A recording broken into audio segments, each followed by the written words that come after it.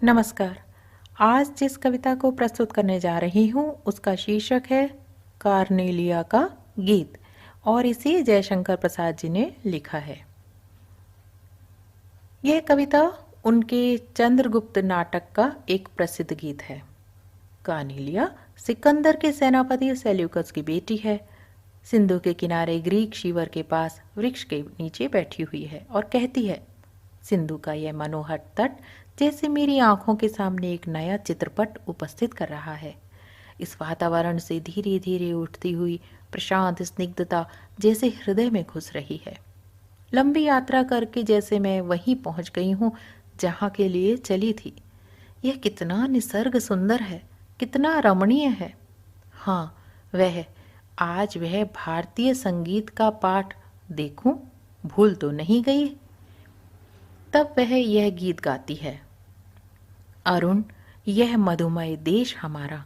इस गीत में हमारे देश की गौरव गाथा तथा प्राकृतिक सौंदर्य को भारतवर्ष की विशिष्टता और पहचान के रूप में प्रस्तुत किया गया है। पक्षी भी अपने प्यारे घोंसले की कल्पना कर जिस ओर उड़ते हैं, वही यह प्यारा भारतवर्ष है। अनजान को भी सहारा देना और लहरों को भी किनारा देना हमारे देश की विशेषता है। सही मायनों में भारत देश की यही पहचान है। अब इस कविता की व्याख्या करेंगे। यहाँ छोटी सी कविता है और इसके कवि हैं जयशंकर प्रसाद। तो संदर्भ आप जानते ही हैं, कविता का नाम कार्नेलिया का गीत, कवि जयशंकर प्रसाद जी, और जयशंकर प्रसाद जी के नाटक चंद्रगुप्त से इसको लिया गया है, यह भी आप लिख सकते हैं। और इस कविता का प्रसंग कुछ इस प्रकार होगा कि इस कविता में सिकंदर के सेनापति सेल्यूकस की बेटी कार्नेलिया भारत देश की गौरव गाथा, प्राकृतिक सौंदर्य और संस्कृति का गुणगान कर रही है। और अब इसकी व्याख्या देखते हैं और मैं अल्पना वर्मा यहाँ इसे प्रस्तुत कर रही हूँ। अरुण यह मधुमय देश हमारा, जहाँ पहुँच अनजान क्षितिज को मिलता एक सहारा।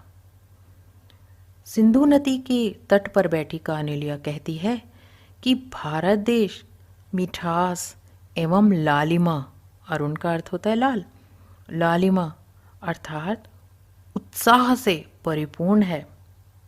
इस देश में सूर्योदय का दृश्य अत्यंत आकर्षक और मनोहारी है और यहाँ पहुंचकर अनजान क्षितिज को भी सहारा मिल जाता है, अर्थात दूर अनजान देश से आए यात्रियों को भी भारत आश्रय देता है। उसके बाद सरस तामरस गर्भ विभा पर नाच रही तरुशिखा मनोहर। सूर्योदय के समय तालाबों में कमल के फूल खिलकर अपनी आभा बिखेर देते हैं और सूरज की किरणें उन पर नाचती हुई प्रतीत होती हैं। यहाँ का सारा जीवन सुंदर, सरल और मनोहारी दिखाई देता है। और इसके बाद वे गाती हैं, छिटका जीवन हरियाली पर मंगल कुमकुम सारा। भारत की हरियाली से युक्त भूमि पर सूरज की लालिमा, जो किरणें पड़ती हैं प्रातःकाल की, तो लालिमा ऐसी लगती है जैसे हर ओर मांगलिक कुमकुम, कुमकुम मंगल कार्यों में प्रयोग किया जाता है, इसीलिए मांगलिक कुमकुम बिखरा हुआ हो। तो भारत की हरियाली से युक्त भूमि पर सूरज की लालिमा ऐसी लगती है जैसे कि हर ओर मांगलिक कुमकुम बिखरा हुआ हो। अब उसके आगे कहती हैं कि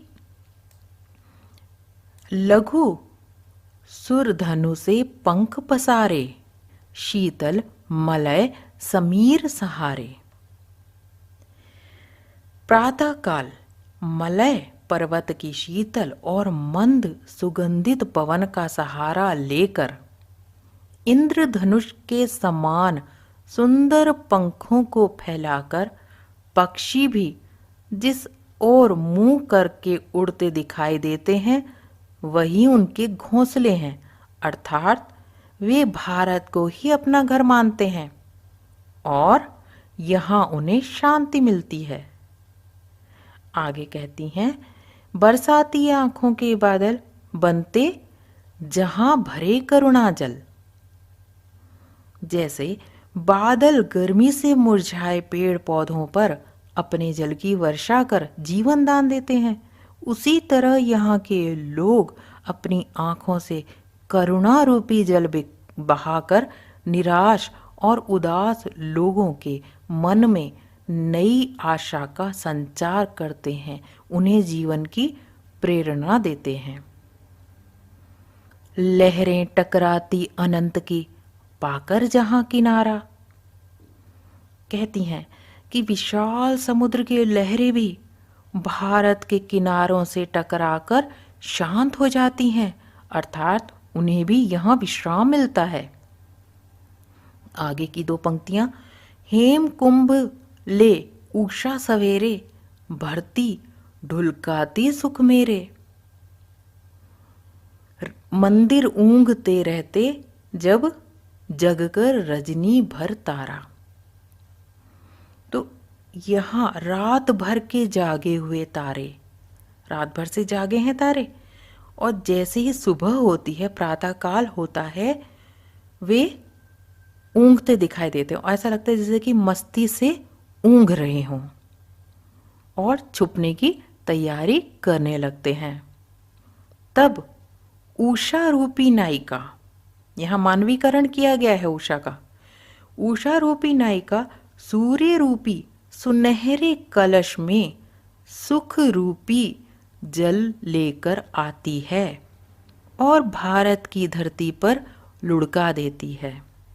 अर्थात प्रातःकाल होने पर भारत में रहने वाले भारतवासी सुखी, समृद्ध और खुशहाल दिखाई देते हैं।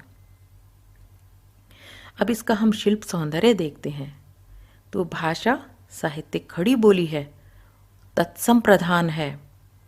अलंकार आप देखिए अनुप्रास अलंकार है और मानवीकरण किया गया है तरुशिखा का, उषा का, तारों का।